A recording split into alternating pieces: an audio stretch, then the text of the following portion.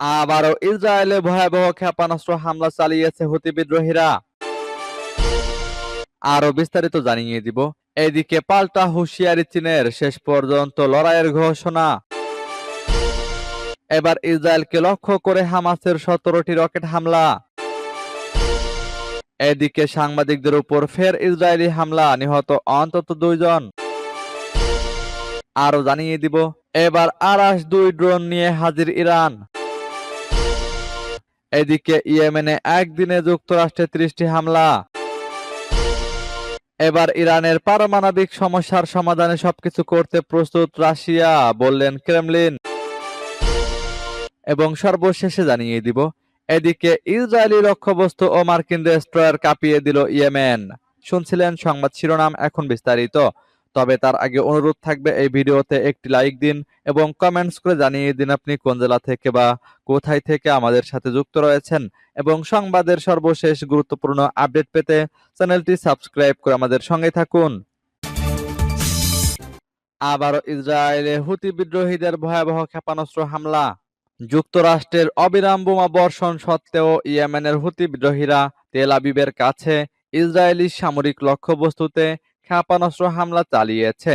হুতি বিদ্রোহী এক বিবৃতিতে জানিয়েছে, প্রজেক্টাইল এবং ড্রোন ব্যবহার করে তারা এই হামলা চালায়। এই অভিযানে একটি মার্কিন রণতরীকেও লক্ষ্যবস্তু করা হয়। হুতি বলেছে, ইয়েমেনি সশস্ত্র বাহিনীর ইউএবি বাহিনী ইসরায়েলের একটি সামরিক স্থাপনায় সামরিক অভিযান পরিচালনা করেছে। একটি ইয়াফা ড্রোন ব্যবহার করে এই সফল হামলা চালানো হয়েছে। হুতি এই অভিযানকে ফিলিস্তিনি জনগণ এবং তাদের যোদ্ধাদের বিজয় হিসেবে বর্ণনা করেছে। তারা বলছে, এটা গাজায় চলমান ইসরায়েলি গণহত্যার প্রতিক্রিয়া, ইসরায়েলি আগ্রাসনের বিরুদ্ধে প্রতিশোধ। হুতি আরো বলেছে, আমাদের দেশের বিরুদ্ধে চলমান মার্কিন আগ্রাসন এবং আমাদের জনগণের বিরুদ্ধে অপরাধের প্রতিক্রিয়ায় আমাদের সশস্ত্র বাহিনী লোহিত সাগরে শত্রু যুদ্ধজাহাজকে লক্ষ্যবস্তু করেছে। সূত্র প্রেস টিভির। এদিকে পাল্টা হুঁশিয়ারি চীনের, শেষ পর্যন্ত লড়াইয়ের ঘোষণা। চীন যদি যুক্তরাষ্ট্রের বিরুদ্ধে পাল্টা শুল্ক প্রত্যাহার না করে তাহলে দেশটির উপর আরো 50% আমদানি শুল্ক বসানোর হুমকি দিয়েছেন মার্কিন প্রেসিডেন্ট ডোনাল্ড ট্রাম্প। কিন্তু চীনের বাণিজ্য মন্ত্রণালয় সাফ জানিয়েছে যে যুক্তরাষ্ট্রের আরোপিত শুল্কের বিরুদ্ধে শেষ পর্যন্ত লড়ে যাবে তারা, এবং যুক্তরাষ্ট্রের এই ব্ল্যাকমেইলিং আচরণ তারা কখনোই মেনে নেবে না। খবর বিবিসির। চীনা পণ্যের উপর আরো 50% শুল্ক আরোপ নিয়ে ডোনাল্ড ট্রাম্পের হুমকিকে ভুলের উপর ভুল বলে অভিহিত করেছে চীনের বাণিজ্য মন্ত্রণালয়। বিবিসি বলছে, চীনের অবস্থান হলো শুল্ক আরোপের এই পরিকল্পনা প্রত্যাহার করা হোক এবং দ্বিপাক্ষিক আলাপ আলোচনার মাধ্যমে যুক্তরাষ্ট্র ও চীনের মধ্যকার মত পার্থক্যের সমাধান করা হোক। সোমবার হোয়াইট হাউসে দেওয়া এক বক্তব্যে ট্রাম্প বলেন, সম্প্রতি তিনি যে নতুন শুল্ক আরোপের ঘোষণা দিয়েছেন তা স্থগিত করার ব্যাপারে তিনি ভাবছেন না, এমনকি এ নিয়ে অন্যান্য দেশের সঙ্গে দর কষাকষি করতেও আপাতত ইচ্ছুক নন তিনি। এর আগে এরকম কিছু আলাপ সামনে এসেছে যে যুক্তরাষ্ট্র 90 দিনের জন্য নতুন আরোপিত শুল্ক স্থগিত করতে পারে। এই দাবিকে হোয়াইট হাউস ভুয়া খবর বলেছে। এবার ইসরায়েলকে লক্ষ্য করে হামাসের 17টি রকেট হামলা। ফিলিস্তিনের ইসলামী প্রতিরোধ আন্দোলন হামাসের সামরিক শাখা ইজাদ্দিন কাসসাম ব্রিগেড ঘোষণা করেছে, তারা ইহুদিবাদী ইসরায়েলের অব্যাহত গণহত্যা ও বর্বরতার জবাবে অধিকৃত আয়দত এবং আশকেলন শহরে রকেট নিক্ষেপ করেছে। ইহুদিবাদী গণমাধ্যম জানিয়েছে, গাজা উপত্যকা থেকে আশদোদের দিকে 7টি এবং লাসিস এলাকার দিকে 10টি রকেট নিক্ষেপ করা হয়েছে। বলা হচ্ছে, ক্ষেপণাস্ত্রগুলো নির্ধারিত লক্ষ্যবস্তুতে আঘাত করেছে। এছাড়া ইসরায়েলি সেনাবাহিনীও গাজা থেকে ছোড়া সব রকেট মোকাবেলা করা সম্ভব হয়নি বলে স্বীকার করেছে। গাজার স্বাস্থ্য মন্ত্রণালয়ের তথ্য অনুযায়ী 17 মাসের বেশি সময় ধরে চলা ইসরায়েলের বর্বর হামলায় অন্তত 50,523 জন ফিলিস্তিনি শহীদ হয়েছেন। আহত হয়েছেন 1,14,638 জন। আর গাজার জনসংযোগ কার্যালয়ের হিসাবে শহীদ ব্যক্তির সংখ্যা 61,700। তাদের মধ্যে নিখোঁজ ফিলিস্তিনিরাও রয়েছেন। সূত্র পার্স টুডের। এদিকে সাংবাদিকদের উপর ফের ইসরায়েলি হামলা, নিহত অন্তত 2 জন। ফিলিস্তিনের গাজা উপত্যকায় ইসরায়েলের নৃশংসতা চলছেই। রোববার ভোরে গাজার খান ইউনিসে নাসির হাসপাতালে সাংবাদিকদের জন্য স্থাপিত একটি তাঁবুতে হামলা চালায় দখলদার বাহিনী। এ হামলায় 2 সাংবাদিক নিহত হয়েছেন এবং আরও 7 জন সাংবাদিক আহত হয়েছেন। সোমবার কাতার ভিত্তিক সংবাদ মাধ্যম আল জাজিরা এ খবর জানিয়েছে। ফিলিস্তিনি ইনফরমেশন সেন্টার এবং কুদস নিউজ নেটওয়ার্ক জানিয়েছে, নিহতরা হলেন হেলমি আল ফাকাউই ও ইউসুফ আল খাজানদার। আর আহতরা হলেন আহমদ মানসুর, হাসান এসলাই, আহমদ আল আগা, মুহাম্মদ ফায়েক, আবদুল্লাহ আল আত্তার, ইহাব আল বারদিনী এবং মাহমুদ আওয়াদ। আল জাজিরা জানায়, খান ইউনিসের নাসের হাসপাতালের কাছাকাছি স্থাপিত সাংবাদিকদের একটি তাঁবুকে লক্ষ্য করে ইসরায়েল এই প্রাণঘাতী হামলা চালায়। এতে ঘটনাস্থলে প্রাণ হারান সাংবাদিক হিলমি আল ফাকাউই, যিনি কুদস নিউজ নেটওয়ার্কের হয়ে কাজ করতেন। হামলায় গুরুতর দগ্ধ হন আরেক ফিলিস্তিনি সাংবাদিক আহমেদ মনসুর।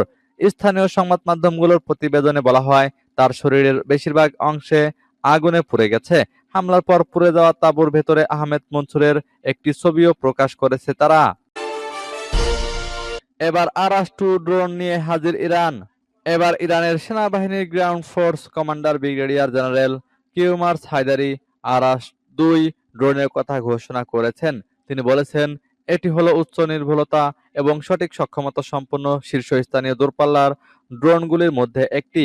হায়দারি বলেন, আত্মঘাতী আরাস-2 একটি দূরপাল্লার এবং রাডার এড়িয়ে যাওয়া গবেষণামূলক মানববিহীন বিমানযান, যার উচ্চ ধ্বংসাত্মক ক্ষমতা রয়েছে। ড্রোনটি ইরানি সেনাবাহিনীর প্রযুক্তির অত্যাধুনিকতার প্রমাণও। দেশটির প্রতিরক্ষা শিল্প বিশেষজ্ঞদের নকশা করা এই ড্রোন ব্যাপকভাবে উৎপাদন করা হয়েছে। হায়দারি বলেছেন, উন্নত প্রযুক্তির আরাস-2 ড্রোন আগে উন্মোচিত আরাস-1 ড্রোনের একটি নতুন সংস্করণ। ইসরায়েলের উপকূলীয় শহর তেল আবিব এবং হাইফাকে লক্ষ্য করে অনায়াসে এই ড্রোন হামলা চালাতে পারবে, সূত্র প্রেস টিভির। এদিকে ইয়েমেনে একদিনে 30টি হামলা চালিয়েছে যুক্তরাষ্ট্র। যুক্তরাষ্ট্র একদিনেরও কম সময়ের মধ্যে ইয়েমেনের বিভিন্ন প্রদেশে প্রায় 30টি বিমান হামলা চালিয়েছে। বিশেষজ্ঞরা বলছেন, সানার ফিলিস্তিনি-পন্থী অভিযান বন্ধ করার জন্য এই কৌশল বেছে নিয়েছে ডোনাল্ড ট্রাম্পের মার্কিন প্রশাসন। ইয়েমেনি সূত্রগুলো জানিয়েছে, মার্কিন যুদ্ধবিমান মঙ্গলবার সানা প্রদেশে 11টি বিমান হামলা চালিয়েছে। বিশেষ করে হুসাইশ এবং সানহান জেলাকে লক্ষ্য করেছে মার্কিন বাহিনী। ইয়েমেনে মার্কিন বোমা হামলা আরও পূর্ব দিকে বিস্তৃত হয়েছে। মাজার এবং জাওবা জেলা সহ মারিব প্রদেশেও 13টি হামলার খবর পাওয়া গেছে। এছাড়াও পশ্চিম ইয়েমেনের আল হুদায়দা প্রদেশের উপকূলে কামরান দ্বীপে 4টি বিমান হামলা চালানো হয়েছে।